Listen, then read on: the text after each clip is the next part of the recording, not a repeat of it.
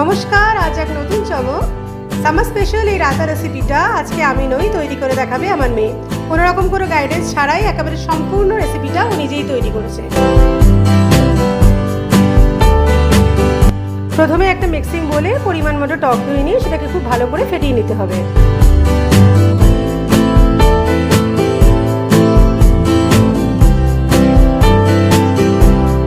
এবার এতে স্বাদ মতো বিট নুন আর লঙ্কার গুঁড়ো দিয়ে আবার ভালো করে মিশিয়ে নিতে হবে।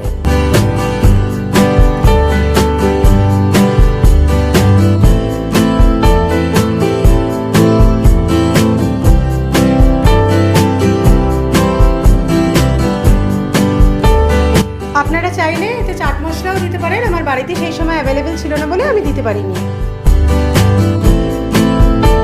মেশানো হয়ে গেলে এবার এতে দিতে হবে পেঁয়াজ কুচি আর শসা কুচি।